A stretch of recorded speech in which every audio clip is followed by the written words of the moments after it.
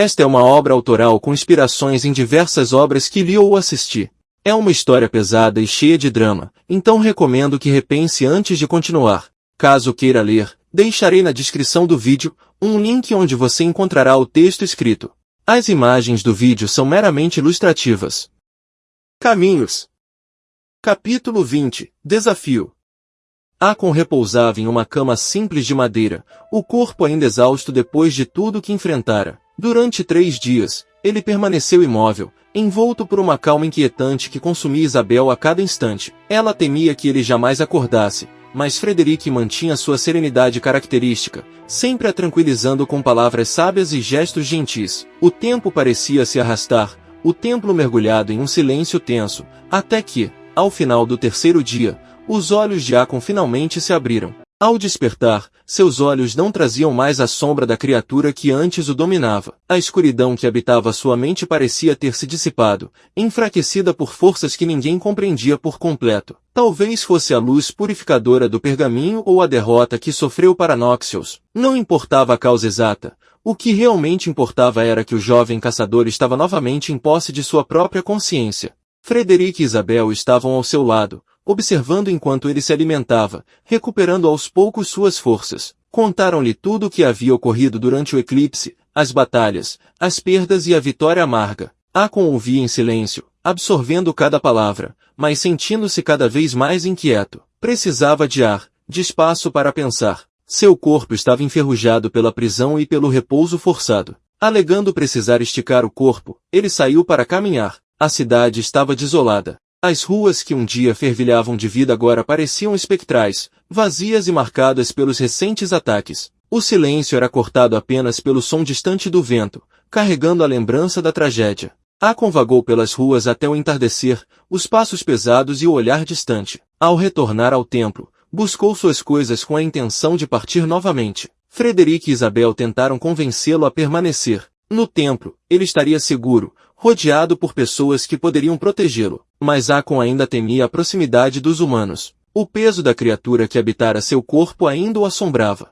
Temia perder o controle novamente. Ele prometeu retornar ao amanhecer para conversar, mas naquela noite preferiu dormir fora da cidade, nas colinas cobertas por árvores retorcidas e pedras antigas que serviam como abrigo provisório. Ali, sob o céu estrelado, buscava alguma paz que sempre lhe escapava. Mas a noite estava longe de ser tranquila. Uma sombra surgiu diante dele, emergindo das trevas como se fosse parte da própria noite. Era uma presença fria e imponente, irradiando malícia e poder. Noxious, o homem que havia massacrado Aldará, Solaris e inúmeros outros vilarejos, o mesmo que derrotou Akon poucos dias antes. Sua voz cortava o ar como lâminas, gélida e cruel. Ele não precisava de muitas palavras para deixar clara sua intenção. Desafiou Akon, afirmando que, se quisesse impedi-lo, teria que destruí-lo por completo. O tom era um misto de provocação e promessa. Informou que o aguardaria, dentro de um mês, na Ilha da Noite, um lugar envolto em lendas e trevas. Se Akon não aparecesse,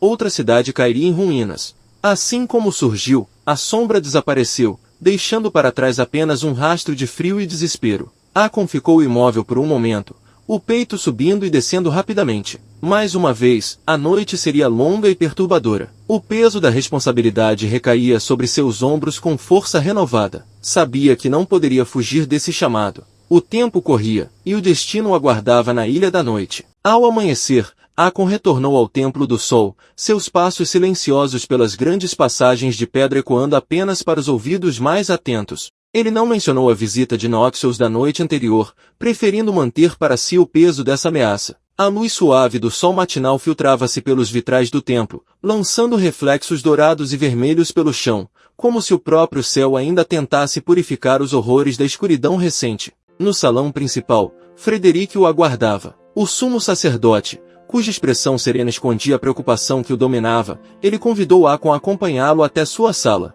Frederic contou que ouviu sobre Akon através de Isabel, então ele apresentou a Akon uma escolha delicada. Um medalhão, uma das 3 relíquias sagradas deixadas pelo fundador, poderia libertá-lo completamente do mal que o atormentava. Seu poder era capaz de eliminar as trevas que enraizavam-se em sua mente e corpo, dando-lhe a oportunidade de viver uma vida comum, longe das sombras. No entanto, a decisão cabia unicamente a Akon. A oferta era tanto uma bênção quanto uma maldição. e Frederick sabia que forçá-lo seria tão perigoso quanto a própria escuridão que habitava o caçador, que ainda buscava vingança. Hakon ficou interessado nas relíquias do fundador, pois eram artefatos poderosos contra as criaturas da noite. Frederick contou-lhe sobre as relíquias, mas nenhuma parecia forte o suficiente para derrotar Noxious. Frederick também mencionou que as finas espadas que Hakon carregava fizeram-lhe lembrar de algo de sua infância, quando ele viu uma criatura da noite pela primeira vez. Ela estava enfrentando um homem encapuzado que portava duas espadas iguais à que Hakon carregava. Hakon falou que recebeu estas espadas de seu mestre, um homem recluso chamado Jano. Este homem o treinou antes de vir a falecer pela idade avançada. Frederick pediu desculpas por lembrar Hakon de algo triste. Hakon não se importava em relembrar de seu mestre. Então ele partiu do aposento pensativo. Ambos não sabiam, mas o homem que Frederick viu lutando contra uma criatura da noite nos becos de Trapiça era realmente Jano. Foi nesta luta que Jano perdeu sua visão por conta de um golpe da criatura. Mais tarde, no modesto quarto onde havia passado os últimos dias, ele arrumava suas poucas posses. O ambiente era simples, quase austero, com paredes de pedra fria e uma pequena janela que deixava entrar o ar fresco da manhã. Estava prestes a partir quando a porta se abriu abruptamente, e Isabel entrou, os olhos inquietos, o rosto refletindo um turbilhão de emoções. Ela o fitou, a preocupação evidente em cada palavra não dita. Queria respostas. Por que ele recusara a oferta de Frederick? Por que não se livrar do mal que o corroía? Aquele momento, carregado de tensão e expectativa, tornou-se a oportunidade para Hakon finalmente revelar partes de seu passado sombrio, e as razões que o levaram a rejeitar a cura definitiva. Eles tiveram uma longa conversa e passaram a conhecer mais um ao outro. Isabel contou a Hakon sobre seus sonhos que funcionam como revelações. Ela falou que previu a morte dela no caminho leste da cidade de Oster, assim como ela sabia que os guardas que a acompanhava também morreriam. Ela se sentia culpada, mas era seu dever como sacerdotisa. Isabel confirmou que seu destino mudou ao encontrá-lo e por isso ela tem imensa gratidão a Hakon, pois suas visões sempre se cumpriram e agora ela sabia que o destino poderia mudar. Ela também contou que passou a enxergar as criaturas da noite após aquele incidente em Oster. Isabel tentou convencê-lo, apelando para a força de Hakon e sua capacidade de fazer a diferença ao lado do Templo do Sol. Sem o peso das trevas, ele poderia lutar ao lado dela, liderar outros e usar o poder da luz para proteger os inocentes. Mas Hakon, endurecido pelas cicatrizes da vida, não compartilhava dessa visão. Ele acreditava que a luz, por mais poderosa que fosse, não poderia vencer certas formas de escuridão. Somente a própria escuridão poderia combater aquilo que residia nas profundezas das trevas. Isabel acreditava que Hakon se tornaria mais forte sem este mal que o assolava, pois apesar de ele ter ajudado Hakon em algumas batalhas, ele também era o responsável por limitá-lo, pois Hakon está sempre tendo que enfrentar o mal dentro de si antes de enfrentar qualquer coisa. Hakon acreditando que a criatura dentro de si é seu único trunfo. E não querendo magoar Isabel, decide encerrar a conversa. Antes de partir, Hakon agradeceu a Isabel por tudo que ela fizera por ele. Seu olhar, mais leve do que ela esperava, transmitia uma espécie de paz resignada, como se já tivesse aceitado o destino que o aguardava. Mas então, com uma franqueza brutal, ele fez um último pedido, um pedido egoísta e perigoso.